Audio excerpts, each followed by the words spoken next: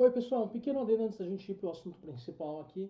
Eu vi essa notícia assim que eu terminei de gravar. A Receita Federal anula a isenção fiscal que o governo Bolsonaro deu às igrejas. Isso é muito importante, não só no sentido de qualquer arrecadação, mas também no sentido de fiscalizar, porque a gente sabe que tem muitas igrejas que estão sendo usadas para, digamos assim, práticas ilegais, né? Lavar dinheiro e usos não apropriados dos recursos ali, possivelmente envolvidas aí na questão do golpe, manter toda essa questão dessa influência política, enfim. E, então isso é muito importante, tá? Não só do ponto de vista da questão religiosa aí. Eu sou ateu, não escondo isso. O canal aqui fala de ateísmo sem nunca ter escondido isso. E também do ponto de vista da gente manter o nosso Estado laico. A gente tem visto uma pressão muito grande das igrejas em cima de políticos já faz anos para tentar adotar as posturas amalucadas deles aí, que nem teve aquele projeto lá da bancada evangélica em que eles pretendiam colocar uma punição maior para uma mulher que foi vítima de violência daquele tipo mais íntimo, se ela precisasse de de um término da gestação, eles queriam remover a permissão para isso na justiça e punir ela é, por fazer essa escolha. Aqui no Brasil, as únicas razões que você pode terminar uma gestação é por problema de saúde ou, nesses casos, de violência, né? Então, eles queriam tirar isso das mulheres, é algo simplesmente nefasto, nojento. Principalmente porque a punição para a mulher ia ser maior do que a punição para o criminoso que cometeu o crime. Isso aí é absolutamente nefasto. Então, eu vejo com muitos bons olhos esse retorno da fiscalização da Receita Federal em cima das igrejas, né? Acho que elas devem ser taxadas, sim, porque elas são negócios, elas não são apenas instituições filantrópicas. Você tem compra de influência aí das igrejas, você tem elas controlando emissoras de TV, de rádio, fazendo de tudo por aí. Então, são negócios. Não tem essa de que é apenas pela religião. Não, não é. É negócio, rola muito dinheiro.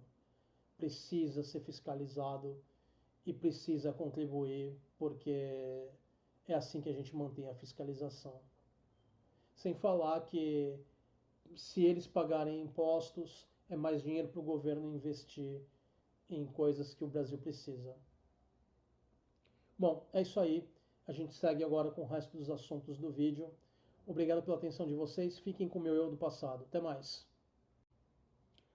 Olá pessoal, o vídeo hoje talvez seja um pouquinho mais curto. Eu não tive tanto tempo para pegar tanta coisa, mas talvez a gente se aprofunde um pouquinho mais em um ou outro tópico, mas eu vou ter que tentar ser breve porque eu dei um jeito nas costas essa semana e tive que ir 2 vezes no hospital para tomar medicação para dor. Agora eu tô legal, no momento tô legal, mas isso comeu um bom tempo da minha semana, tá? Então, vamos lá falar o que a gente tem para falar, porque aconteceu muita coisa essa semana. Ai. Bom, vamos começar aqui por cima.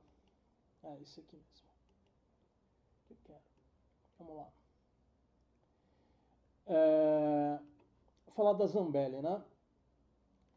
A Zambelli, ela foi ouvida lá por um juiz italiano, porque ela ela estava pedindo para ser solta e toda aquela choradeira, que ela é doente, que não sei o que, não sei o que lá. A gente viu essa choradeira aqui, ela foi chorar pitanga também lá para o juiz italiano. O que o juiz italiano fez? Olhou para a cara dela, falou: tá bom, vamos mandar os médicos fazerem os exames em você e você volta para a cela até que a gente tenha alguma comprovação do que você disse. Mas ele não fez nada para impedir que ela seja mandada para o Brasil quando terminar o processo, não fez nada para soltar ela e o marido da Zambelli fugiu correndo da Itália.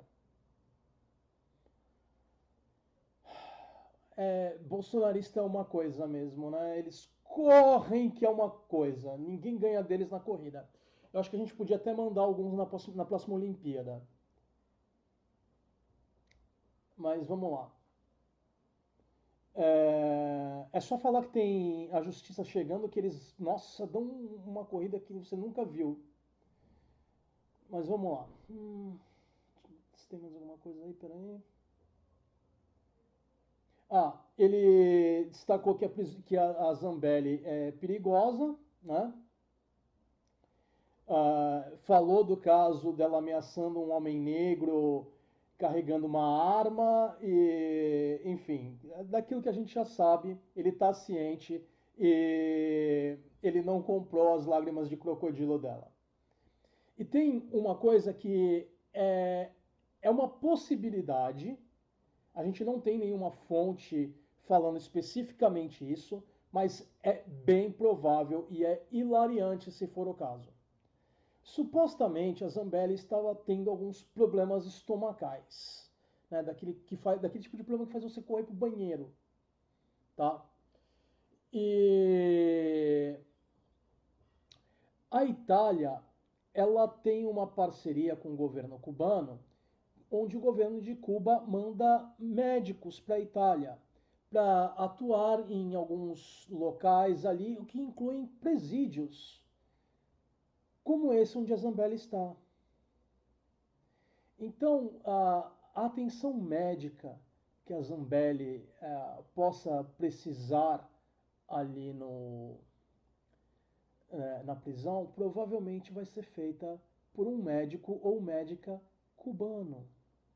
Principalmente porque a Zambelli é brasileira e a língua espanhola é muito mais próxima do português do que o italiano. Então seria muito mais fácil uma médica ou um médico cubano, provavelmente médica, porque a gente está falando de um presídio feminino, né? É, mas um profissional, digamos que seja um profissional aí. O profissional em questão teria muito mais facilidade para entender a Zambelli e a Zambelli para entender essa pessoa se for uma diferença de português para espanhol do que português para italiano, né? Você não precisa que ninguém fique recorrendo o tempo todo a uma língua secundária, né, para ambos os casos, que não é a língua nativa, que seria o inglês. Eu não sei o quão bem a Zambelli fala o italiano, eu duvido muito que ela tenha um italiano passável, e mesmo porque o italiano muda muito de região para região, né? Tudo bem que eles têm uma compreensão geral do idioma e tudo mais, mas para quem é estrangeiro isso pode complicar a comunicação. Então é muito provável que se a Zambelli precisar de qualquer assistência médica no presídio, seja um profissional cubano que esteja fornecendo esse atendimento. Ela, que é bolsonarista, né? É, que fugiu para a Itália, uh, agora está presa numa prisão italiana superlotada, com possivelmente problemas estomacais, sendo atendida por um profissional de Cuba. Você quer coisa mais saborosa do que isso? Imagina a cara da Zambelli, se for o caso. É maravilhoso, não é, gente? A justiça poética na coisa toda é maravilhosa. Vamos à próxima aqui.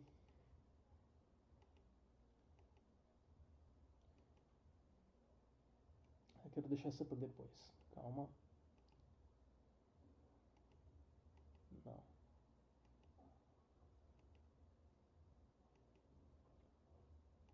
Aqui, pronto.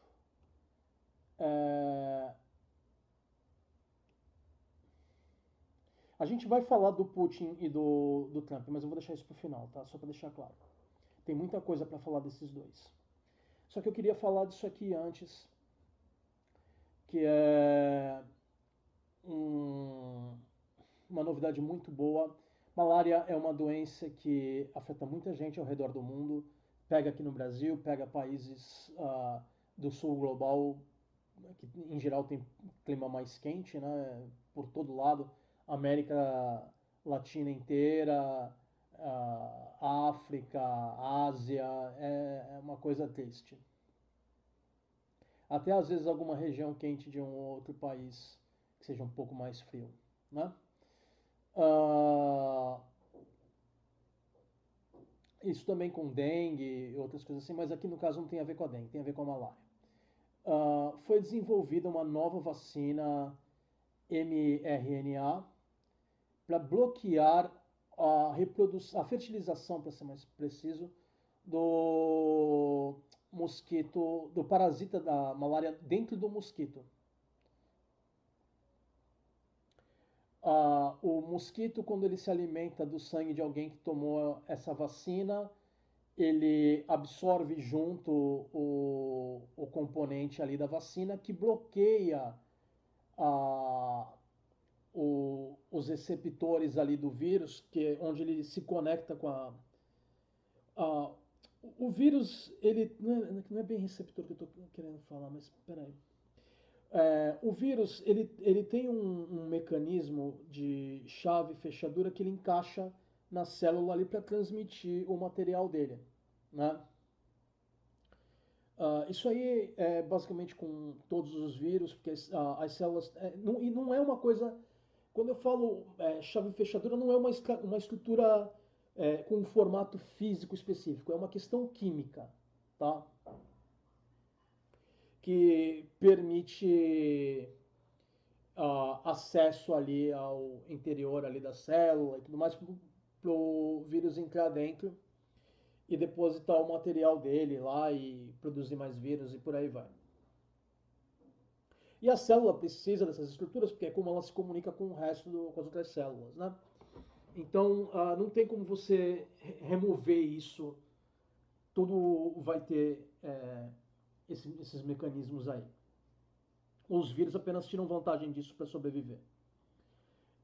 Mas essa vacina, ela bloqueia esse mecanismo, ah, se colocando como um anteparo ali. Ela encaixa no lugar onde o vírus tentaria encaixar na célula. Aí quando ele chega na célula, ele não consegue porque tem uma capa impedindo o contato ali. E aí bloqueia o processo de fertilização ali do parasita dentro do mosquito.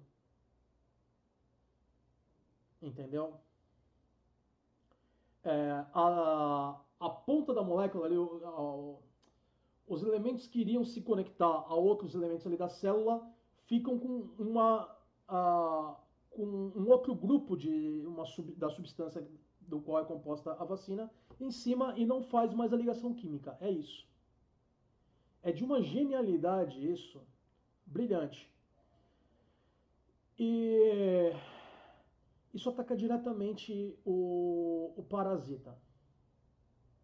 Se a gente conseguir vacinar um grande número de pessoas com isso, cada vez que a pessoa é picada por um mosquito, esse mosquito vai estar ingerindo essa vacina, né, ingerindo os anticorpos que a vacina cria e que causam esse efeito, e isso vai estar bloqueando todos os parasitas dentro daquele mosquito. Elimina aquele mosquito como uma fonte de transmissão. Então, é simplesmente fantástico.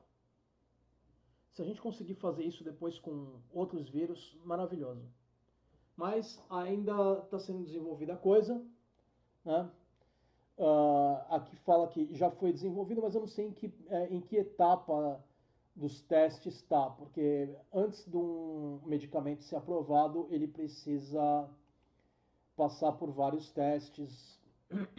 Você tem primeiro teste em cultura, depois você tem teste animal, depois você tem teste em seres humanos. É um processo demorado e muito rigoroso para ter certeza que tudo vai dar certo, que não vai se começar nada desastroso por aí, tá?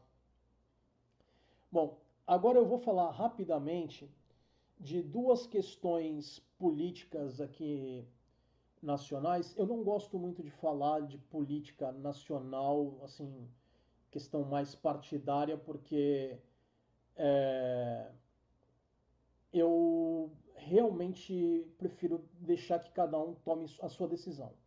Mas nesse caso, como são dois possíveis presidenciáveis, a gente está falando uh, do futuro do Brasil, e são duas pessoas que são muito sabujas, né, já se mostraram sabujas demais, a gente tem que fazer a crítica é necessária. Tá, eu vou deixar você para o final, a gente vai pegar você primeiro aqui. O Senhor da Banana, o Zema. Uh, essa fonte aqui é do Metrópolis, né? Cliente e... Espera um pouquinho. Cliente se paparica, não se critica, diz Zema sobre tarifação do ZEUA. Governador de Minas Gerais, o meu Zema novo, que é do centrão ali e direita, defendeu que governo federal paparique o ZEUA nas negociações sobre tarifaço. O Zema é o mesmo entreguista que eu falei para vocês, acho que foi na semana passada, que queria que o Brasil saísse do BRICS, que tem sido a nossa grande tábua de salvação aí para ajudar a resistir a essa pressão americana. E ele queria que o Brasil só negociasse com democracias cristãs. Isso dá menos de 1/3 da humanidade. Dá menos de 30% da humanidade.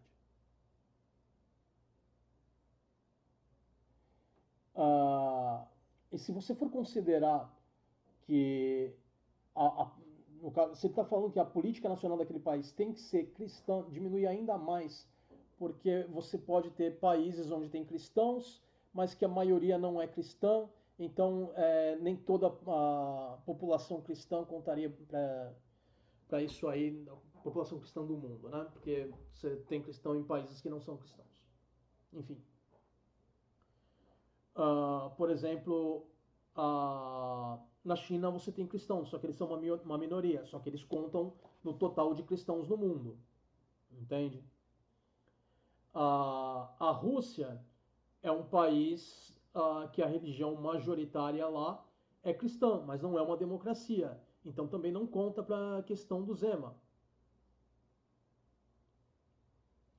Enfim, ele é um pateta, sabujo. O que ele fala de paparicar é entregar os recursos nacionais brasileiros de bandeja para os americanos. É entregar as terras raras, é entregar o nosso petróleo, é entregar tudo que a gente tem na mão deles e ficar ali abanando o rabinho para eles, esperando qualquer esmola.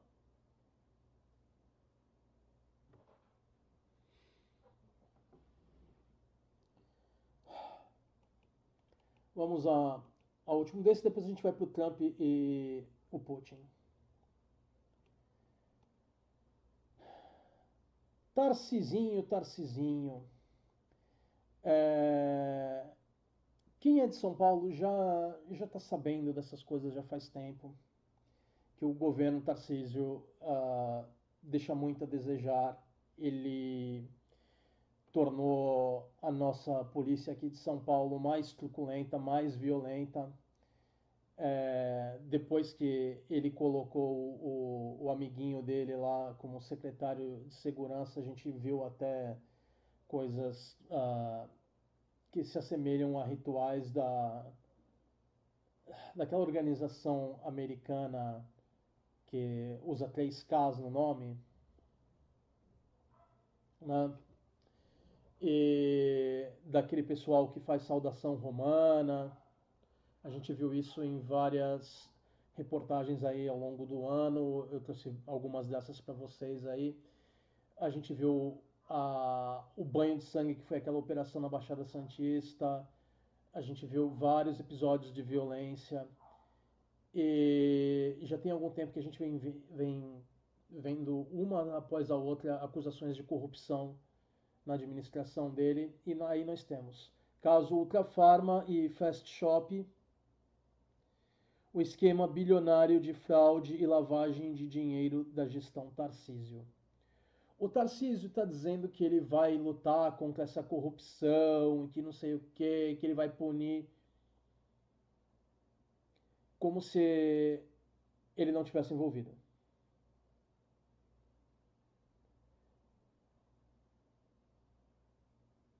Mas ele não pode admitir que ele está envolvido, né? Porque senão ele vai para cadeia. Mas quando está tudo acontecendo ao seu redor, você vai dizer que você não sabe nada? Você é um completo abobado? E se agora ele está sabendo, por que ele não afastou as pessoas do governo ainda? Entendeu? Da mesma forma que ele protege o amiguinho dele lá da segurança, o Derite. As acusações ali, os vídeos mostrando os rituais ali similares àquela organização com KKK, onde eles queimam cruzes, fazem saudações romanas e por aí vai. A gente teve isso várias vezes ao longo do mandato do Tarcísio. Por que ele não afastou ainda o cara? Porque provavelmente ele, de uma forma ou outra, está envolvido nisso. Seja ele corrupto, ou seja ele de alguma forma manipulado por esse povo.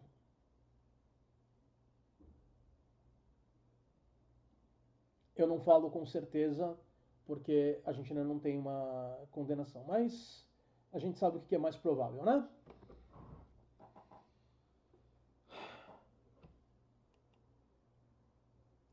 Então é isso aí. Agora vamos falar do prato principal aí. Trump e Putin. Os americanos estão muito desgostosos com o discurso dos dois aí, tanto do Putin quanto dos Estados Unidos, mas os discursos foram muito positivos para a Rússia, para o Brasil e para o BRICS. A gente não teve um cessar-fogo definido ali, mas a Rússia marcou a posição dela. Se você viu os discursos, você viu que o Putin falou várias vezes no BRICS, falou várias vezes no Lula, antes de sequer mencionar os Estados Unidos e o Trump no discurso dele. E sempre falando de forma positiva. Falando do Sul Global, que o Sul Global está chegando, que não tem como calar a voz do Sul Global, que inclui a Rússia. Uma pequena observação. Um dos conselheiros do Putin, esqueci o nome dele, é o cara que se revezava com o Putin na presidência, que eles trocavam. Uma hora o Putin era presidente, outra hora o cara era presidente, eles iam alternando no poder aí. Queria um diplomata experiente aí. Ele foi com uma camisa com as iniciais da União Soviética estampadas, né? Quando ele chegou lá no Alasca. Não na reunião em si, quando eles chegaram no Alasca. Isso aí não é para dizer a Rússia é comunista. Isso aí é para dizer nós temos orgulho do nosso passado, nós temos força, nós não vamos nos curvar. Você prefere negociar agora ou você prefere voltar à situação de Guerra Fria? Esse é o recado que a camisa dá, né? E o Putin colocou ali algumas exigências para o Trump, que eram exigências lá que já se sabia que ele ia fazer de alguns territórios ucranianos e tal. Que o Zelensky provavelmente não vai aceitar. E a gente não sabe quando a gente vai ter paz por causa disso aí nessa situação. Mas o Putin colocou algo na mesa, pelo que a gente está especulando, né? Porque a gente sabe só de uma ou outra coisinha. A gente não estava presente ali a imprensa não estava presente na reunião de cúpula dos dois ali, né? Eu digo os dois, mas os dois e os seus assessores. Que o Putin ele voltou a falar num acordo nuclear que é uma forma de pacificar o mundo.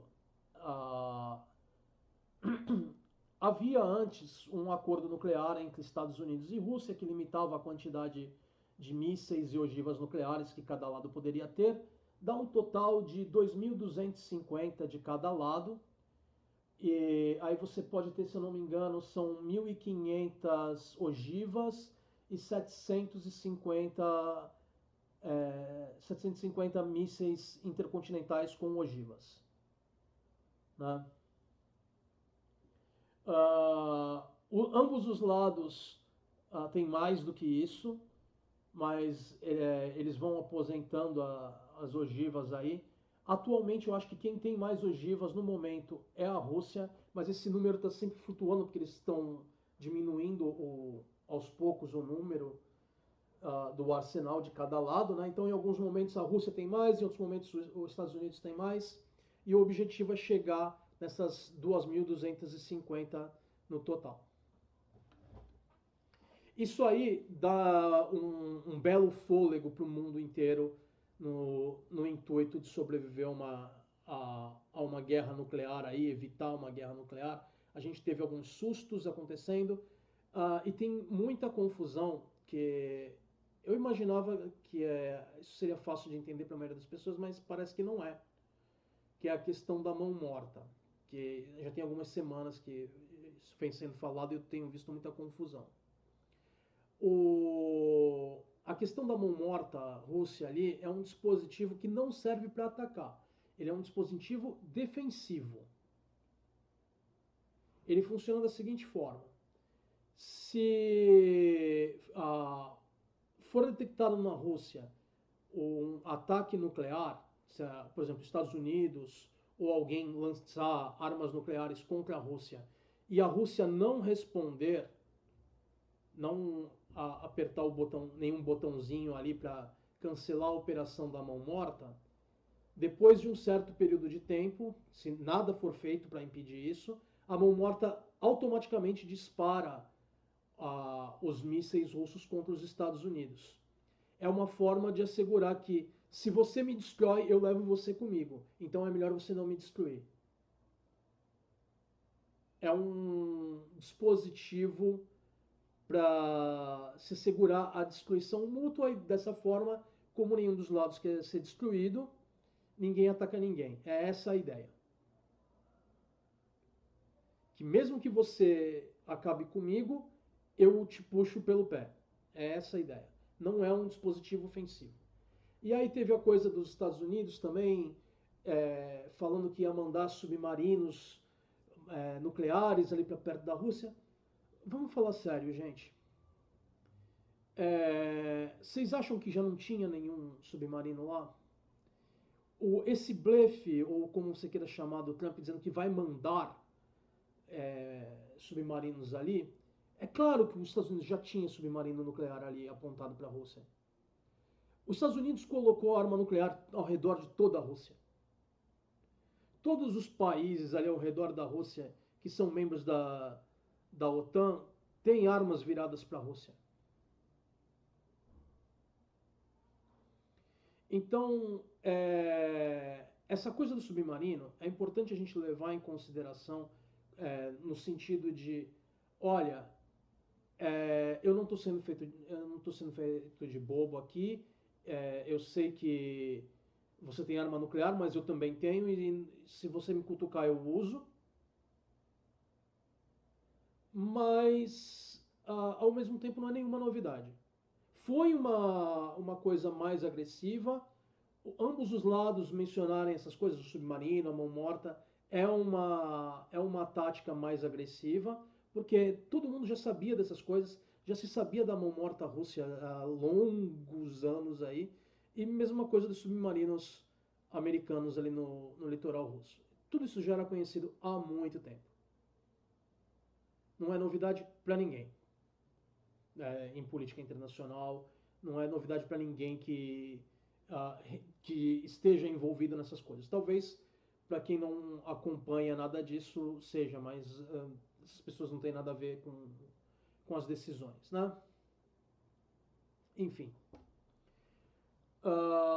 Esse acordo ele não estava naquilo que era previsto ser discutido nessa fala, mas é um sinal muito positivo para o Trump, porque o Trump ele anda muito animado com a possibilidade dele ganhar de qualquer jeito, porque ele quer, isso é uma ânsia dele, ganhar um Nobel da Paz, porque o Obama tinha um Nobel da Paz. Aí como é que pode aquele homem negro ter um prêmio Nobel da Paz e eu não ter? Essa é a ideia do Trump. O Obama não pode ser melhor do que eu. Eu tenho que ser melhor que o Obama. E eu estou falando especificamente do Obama porque ele fala sempre do Obama. Teve outros presidentes americanos que já ganharam o Nobel da Paz, mas ele não menciona os outros, ele fala só do Obama. Porque o Obama é o ex-presidente americano mais popular que seja vivo, né, nesse momento.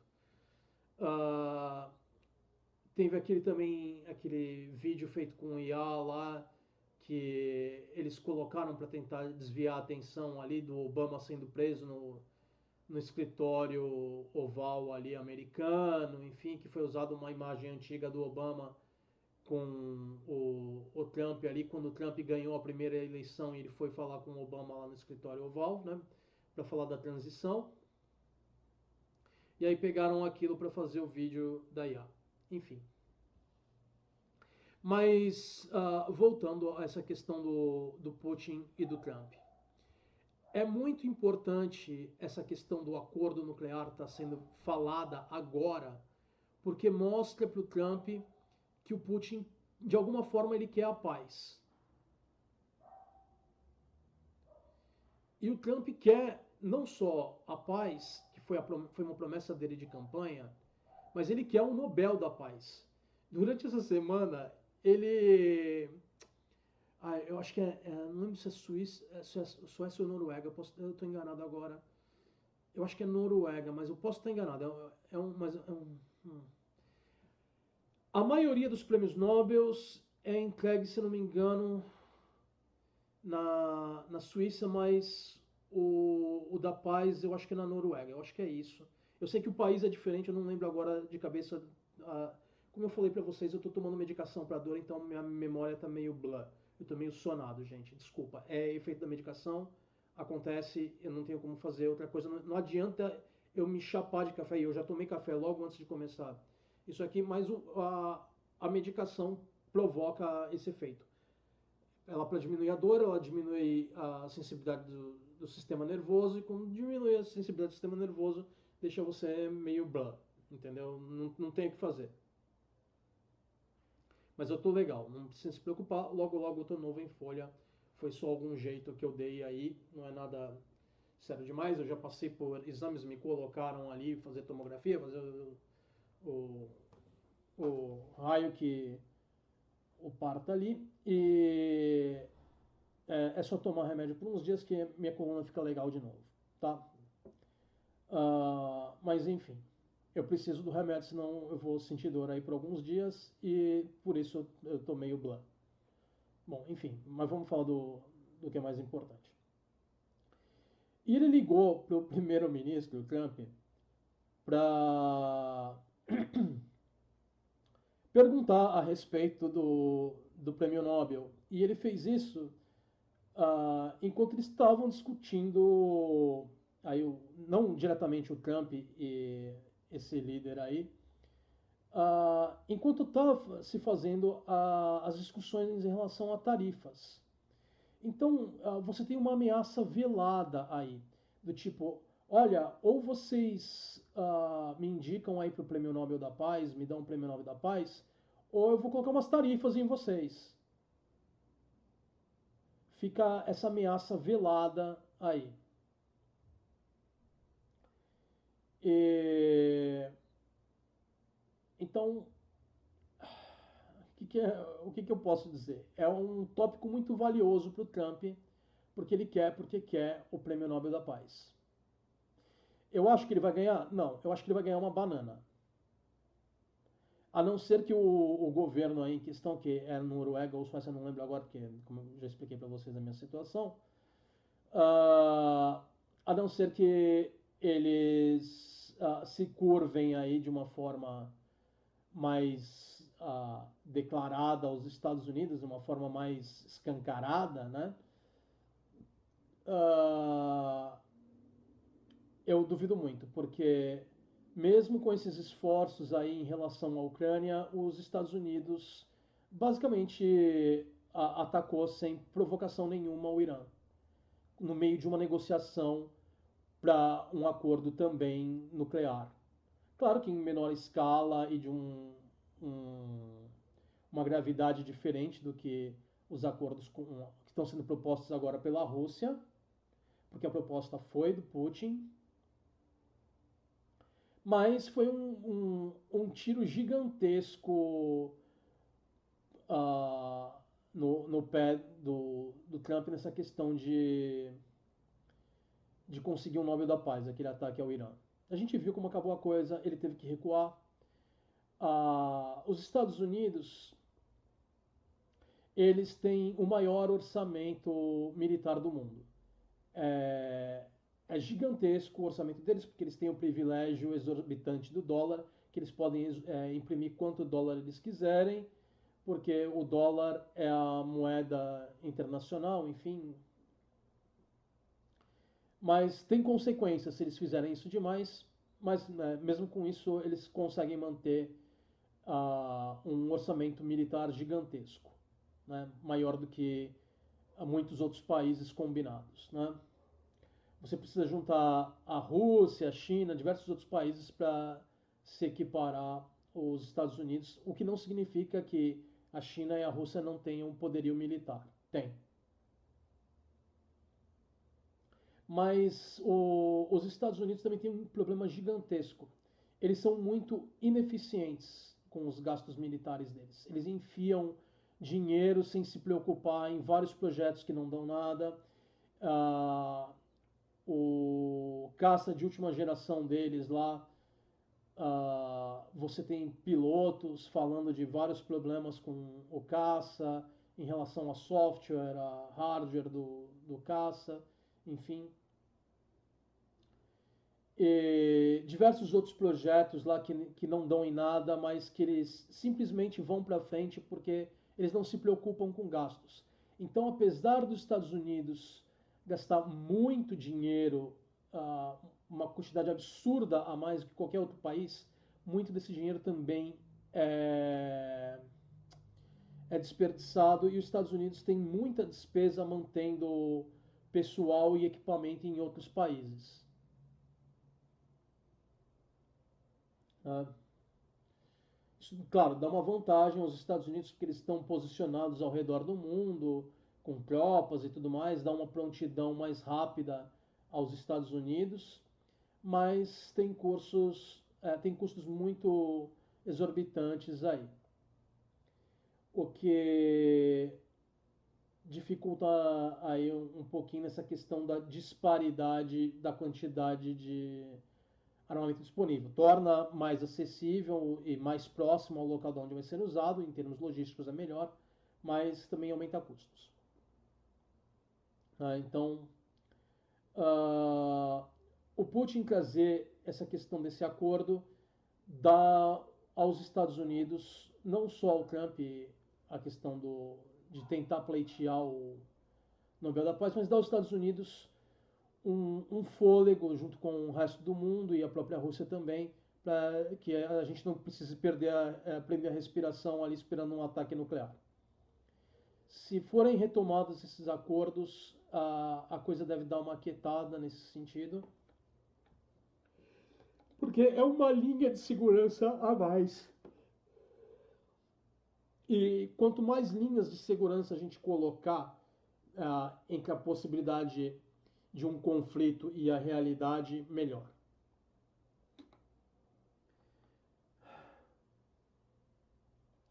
Eu não sei se vocês que estão vendo esse vídeo aqui, se vocês têm a minha idade, se vocês são mais novos ou mais velhos do que eu, mas se vocês tiverem a minha idade ou forem um pouco mais velhos, vocês vão lembrar da época da Guerra Fria, né? Vocês vão lembrar que às vezes tinha um ou outro susto aqui e ali. O maior dos sustos eu não era vivo ainda, que foi a coisa dos mísseis cubanos, né? Mas e essa guerra da Ucrânia nada mais é do que a crise dos mísseis cubanos vista pelo outro lado do espelho, porque isso aí começou com os Estados Unidos e a OTAN de forma geral querendo colocar mísseis ali na Ucrânia, absorver a Ucrânia para dentro da OTAN. E aí o Putin falou, não rola. Desculpa, mas não rola. Você não vai colocar na porta da minha casa um míssil nuclear apontando para minha cabeça. Da mesma forma como a Rússia tentou fazer na crise dos mísseis cubanos. Não só sou eu que falo a respeito disso, a gente tem o Jeffrey Sachs, que é uma autoridade mundial, ele é prêmio Nobel em economia, tem uma grande experiência em relações internacionais e em economia internacional. Vocês podem procurar por ele no YouTube, tem várias falas dele. Ele tem contatos com o pessoal que faz essas negociações, ele chamou a atenção desse pessoal. Olha, fala para eles que a gente não vai colocar a Ucrânia na OTAN. Não, a gente tá tudo tranquilo, não precisa se preocupar, Jeffrey. E deu no que deu. Porque isso tem a ver com o esquema que se faz para armar essas estratégias, que é a teoria de jogos. A teoria não cooperativa de jogos, onde um lado não conversa com o outro e eles bolam ali a estratégia tentando prever os movimentos do outro e por aí vai. E eles falam, os americanos falaram, os russos sabem que a gente não quer fazer isso. Apesar das nossas ações apontarem para isso, eles sabem que a gente não quer fazer isso. E aí deu no que deu. O Jeffrey Sachs falava, não, vocês precisam falar, dar essa segurança para os russos que vocês não querem fazer isso. Não fizeram, deu nisso. Né?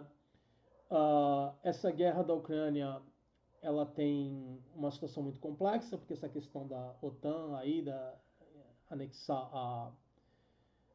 a Ucrânia como membro, tem a questão de minorias étnicas ali na Ucrânia que são etnicamente russas, serem alvos de grupos que fazem saudações romanas, né? Neo-saudações romanas, se é que vocês me entendem. O idioma russo era proibido de se falar na Ucrânia e por aí vai. E são justamente essas áreas que a Rússia pegou para si aí. E o Zelensky não quer entregar de jeito nenhum. Claro que tem mais do que apenas isso. Tem a questão das terras raras aí nesses locais, tem a questão da soberania da Ucrânia e tudo mais, mas como eu já falei várias vezes, em relações internacionais você nunca tem o bom versus o mal. Você tem interesses de ambos os lados. Quem pinta um lado de bom e o outro lado de mal é o vencedor. O vencedor é o bonzinho e quem perdeu era o malvado. É sempre assim na história. Tá certo? mas o discurso, e eu recomendo a vocês, porque eu já vi que tem traduzido em português, tanto a fala do Trump quanto a fala do Putin, eu recomendo que vocês vejam, porque foi muito positivo. O Putin foi assertivo, ele foi direto ao ponto, ele foi muito claro. O Sul Global chegou.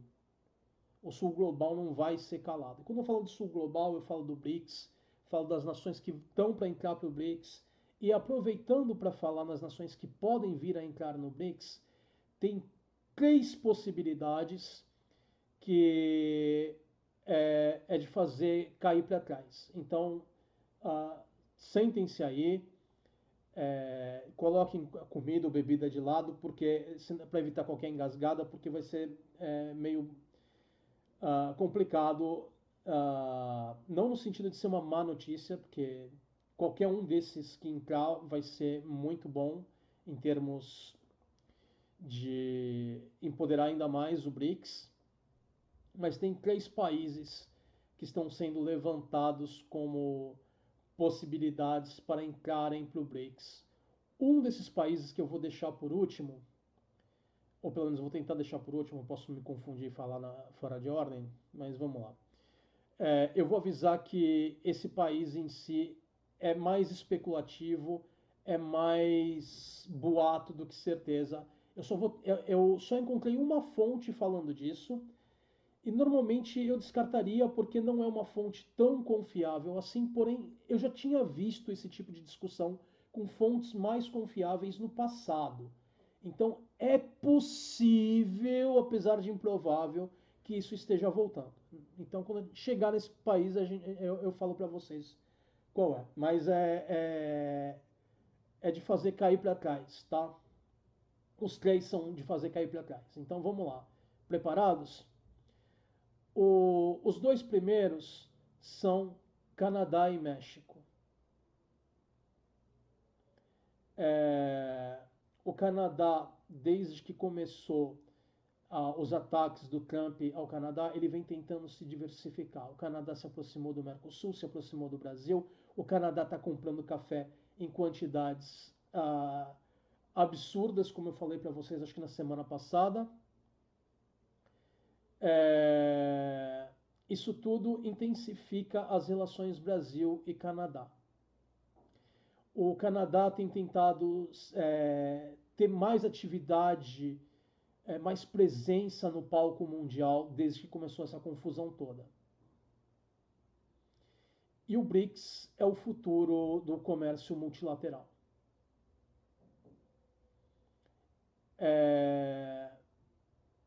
O México, mesma coisa. Também as parcerias México-Brasil estão se intensificando. A gente está vendo dois governos mais progressistas, tanto no México quanto no Brasil, né, em termos de liderança.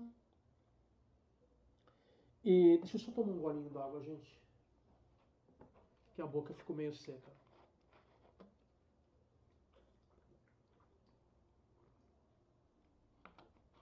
Qualquer um desses países que entrar para o BRICS, e foram dois países que mandaram observadores para a última cúpula do BRICS que a gente teve aqui no Brasil, e a gente vai ter uma cúpula não oficial, aí pelo menos dos membros fundadores do BRICS, acontecendo provavelmente até o fim do ano, por causa desse estresse todo com os Estados Unidos. Provavelmente a gente vai ter mais alguma reunião, mesmo que seja apenas virtual entre eles ali, todos em conferência. Enfim, a gente vai ter mais conversas, porque a gente já sabe que houve muitas ligações entre Brasil, China, Rússia, Índia, no meio dessa coisa toda aí. O Putin mesmo colocou os termos dele para o Brasil, trocou ideia com o Lula a esse respeito, trocou ideia com Xi Jinping, com Narendra Modi, e por aí vai. O BRICS está muito coordenado em relação a isso. O Lula mesmo já tinha falado para a gente que o BRICS vai dar uma resposta unificada a essas tentativas dos Estados Unidos de quebrar o BRICS, né, de separar os países, porque o BRICS representa a maior ameaça que já existiu à hegemonia americana. Né? Os Estados Unidos quer manter a hegemonia, quer ser a única grande superpotência do mundo, controlar tudo, e um único bloco, entre aspas, porque é meio difícil a gente definir o BRICS, o que ele é. Se ele é um bloco comercial, se ele é uma aliança comercial, se ele é mais do que isso, enfim, o BRICS ainda precisa se definir muito em muitos aspectos. Né? Ele é uma coisa mais informal, ele é uma coisa mais formalizada, o que, que ele é? Ele precisa se organizar mais, o BRICS. Isso vai ocorrendo com o tempo, porque demanda tempo, nada se faz da noite para o dia em relação internacional. Né? Tudo você constrói para o futuro, nada é feito para amanhã. Uh, tanto o Canadá quanto o México são os vizinhos dos Estados Unidos. Então, isso dá um sinal de alerta muito grande nos Estados Unidos se qualquer um deles se juntar ao BRICS. São duas possibilidades. Das três que eu tenho que falar para vocês, são as mais reais. Não posso dizer que vai acontecer ou não. Eu acho provável que pelo menos um desses se junte até o fim do ano ou começo do ano que vem, porque em geral é entre o fim do ano e o começo do ano seguinte que a gente tem os anúncios em relação a isso. E se vocês acharam que Canadá entrar para o BRICS ou México entrar para o BRICS, principalmente o Canadá entre esses dois, é algo extremamente inusitado, se preparem para o terceiro, que esse aí é de, de tirar o fôlego, digamos assim. Eu ia usar uma outra expressão, mas era uma expressão um pouquinho mais baixa, eu prefiro não usar. Mas que descreve melhor a coisa, é uma expressão popular, mas é um pouquinho baixa, então não vou usar. O terceiro, que é só rumor, gente, a gente não tem nada confirmando isso, assim como a gente não tem nenhum anúncio oficial em relação ao Canadá e o México, mas é mais provável porque a gente teve eles participando como observadores na cúpula e tal. O terceiro país, já a possibilidade é menor, mas já apareceu antes, é a França. Às vezes podem falar o quê? A França, mas a França não é parte da União Europeia? É por isso que é complicado e é por isso que não deu certo antes. A França já tinha pedido para entrar antes para o BRICS. A França e o Brasil têm uma relação muito próxima. A França é parte do projeto aí da construção do submarino nuclear brasileiro, né? A gente tem vários acordos com o governo francês. Também temos um ou outro atrito ali, mas o Macron e o Lula, a imprensa internacional brinca que eles são melhores amigos. A França, a embaixada francesa, em meio aos ataques da embaixada americana ao Brasil, a embaixada francesa fez um videozinho aí elogiando as relações Brasil e França e tudo mais. Tem um bromance Lula-Macron aí, que o videozinho mostra, os dois se abraçando ali, os dois amigos. Quer dizer, a relação Brasil e França é muito boa. O Lula foi recentemente à França, recebeu ali o honoris causa, né, um diploma honorário ali de uma universidade francesa, esqueci qual é a universidade francesa agora. Enfim, isso é procedimento diplomático normal, mas a Academia Francesa permitiu ao Lula adicionar uma palavra ao vocabulário francês, que isso é algo gigantesco.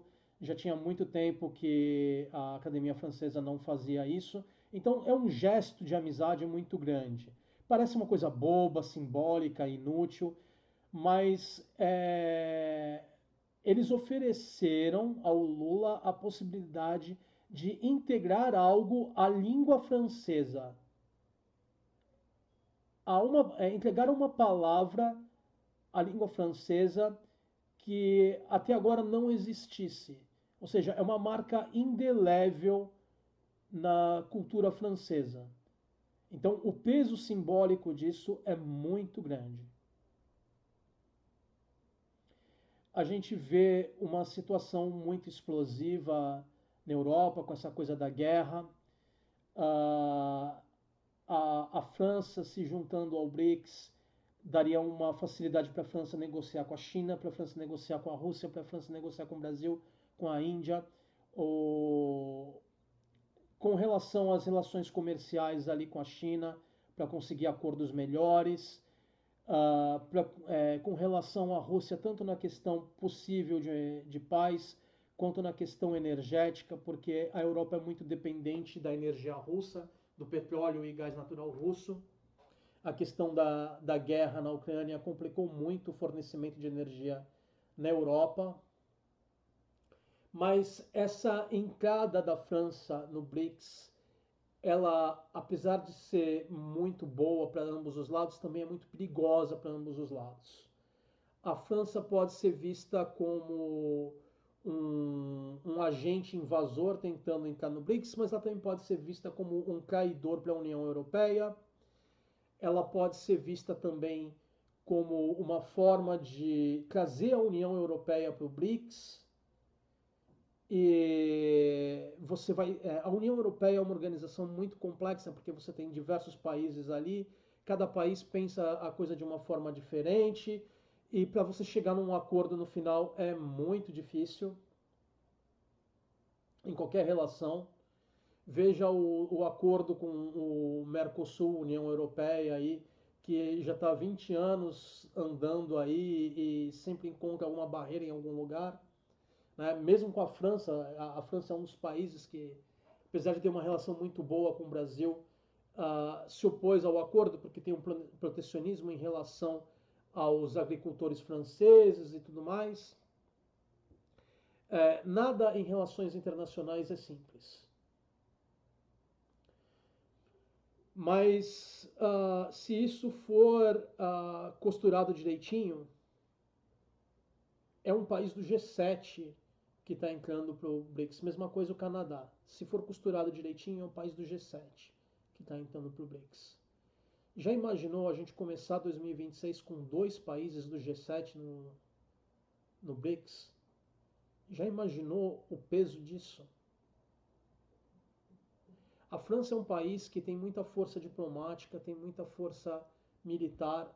É muito interessante para o BRICS ter essa presença. E a França também é parte da OTAN, né, da Organização do Atlântico Norte, ou NATO, se preferir, North Atlantic Organization lá.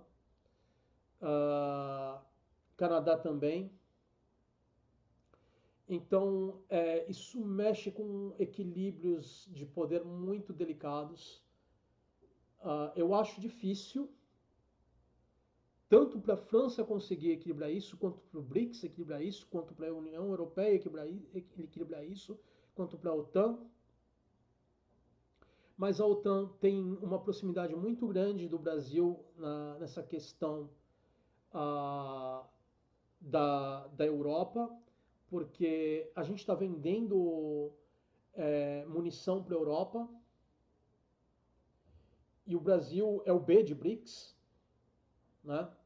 O Brasil das relações ali de todos os países que a Europa tem contato com o BRICS, o Brasil é o mais próximo, mais amistoso.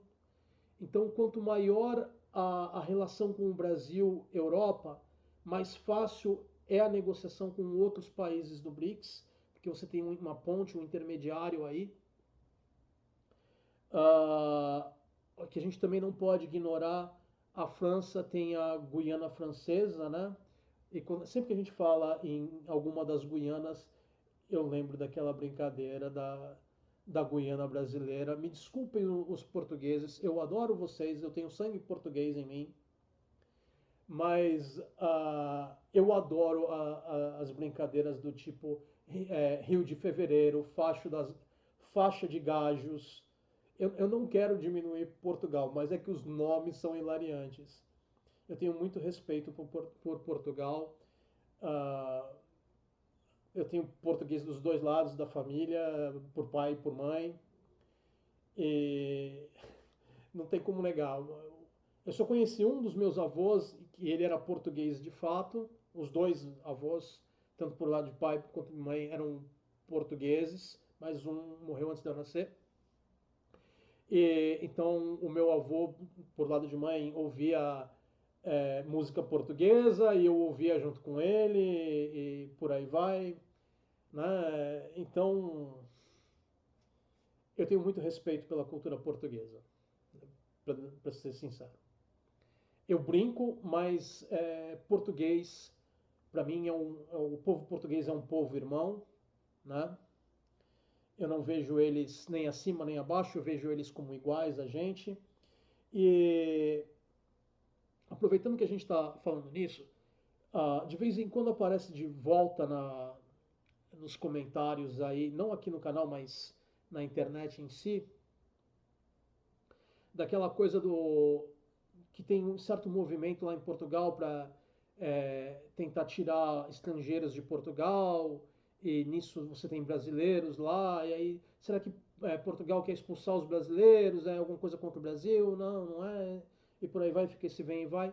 É um movimento nacionalista lá em Portugal, isso me preocupa, mas não é especificamente mirado nos brasileiros, é de uma forma geral, não é nada particular contra a gente.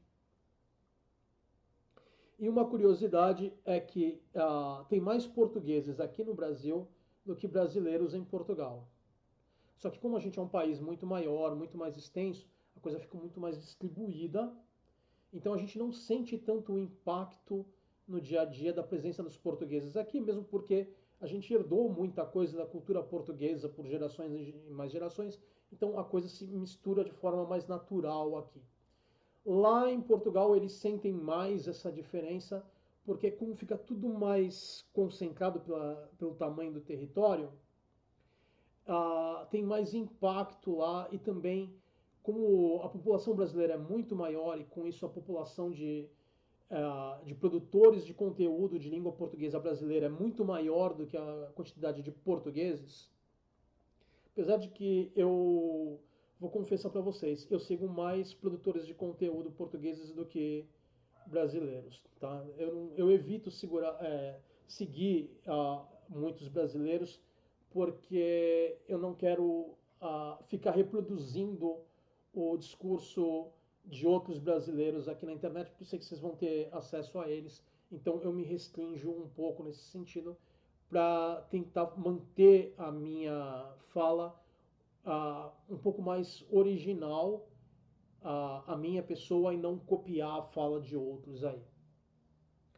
Uma boa notícia que a gente tem aí, que é um dos que eu sigo, um youtuber brasileiro que eu sigo, é o Pirula.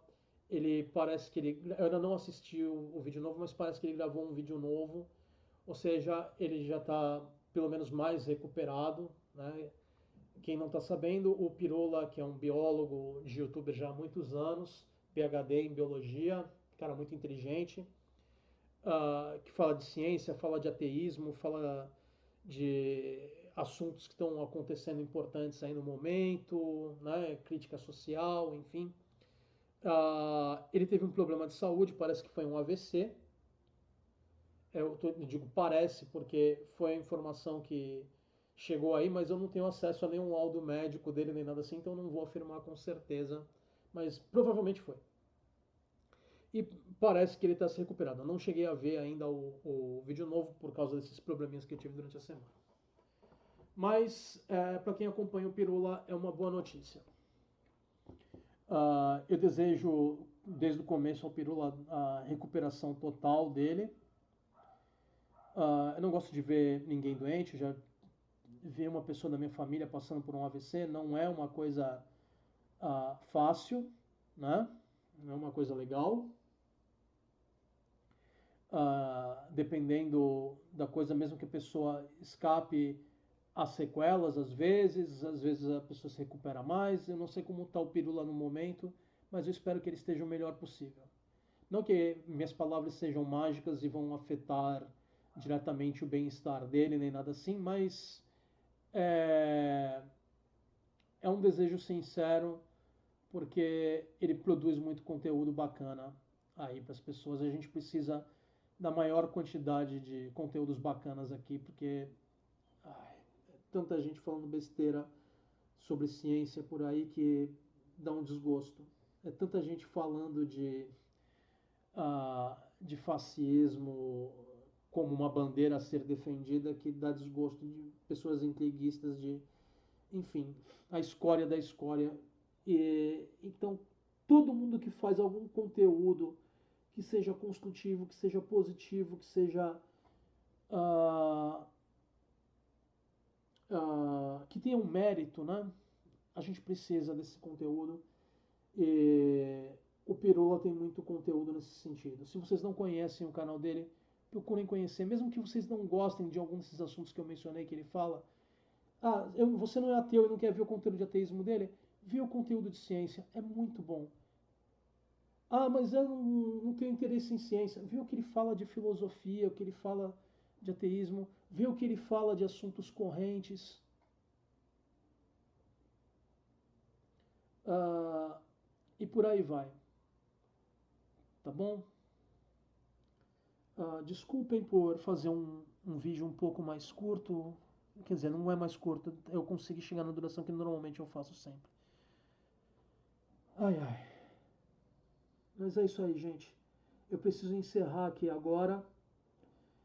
Como eu disse mais uma vez, essa coisa da França, eu só tive uma fonte e não é exatamente a mais confiável. E eu só trago para vocês essa coisa da França porque eu já tinha visto isso de fontes mais confiáveis alguns anos atrás. Mas é o menos provável de todos. Eu acho mais provável o Canadá e o México do que a França. É impossível? Não, não é. A gente não tem certeza para nenhum dos três, não tem nada oficial ainda.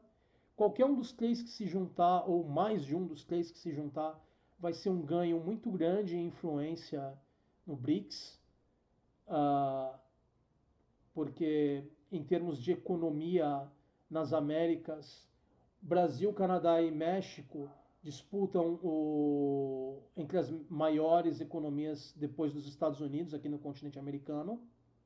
Né? Os Estados Unidos é a economia número 1 do continente americano.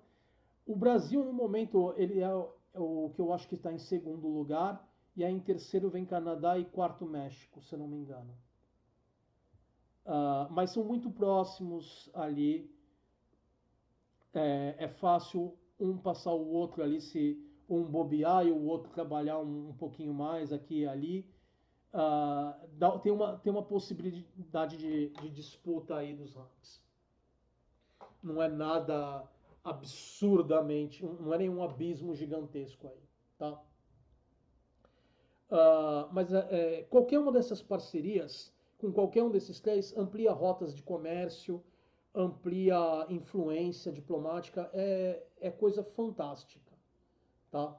Qualquer um desses que entre pro BRICS vai ser fenomenal. Se não entrar nenhum dos três, ainda assim o BRICS está indo muito bem. Mas eu imagino que pelo menos um deles deve entrar. Qual? Eu não sei. Eu acho que o menos provável é a França por causa das dificuldades, mas qualquer um dos três que entrar tá ótimo. Mesmo que não entre, ainda assim tá bom. Tá? E controle de rota comercial é muito importante hoje em dia. Canadá, Estados Unidos, Canadá, México e França daria acesso a rotas no Atlântico Norte, qualquer um dos três. Isso é uma coisa fantástica.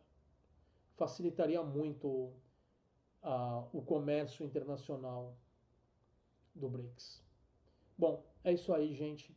Eu já falei demais, eu já enrolei demais e eu preciso tomar os remédios para dor de novo porque tá chegando na hora e eles levam 1 hora para fazer efeito e se eu não tomar eu vou passar por maus bocados. Então eu me despeço aqui de vocês. Não se preocupem que eu tô bem.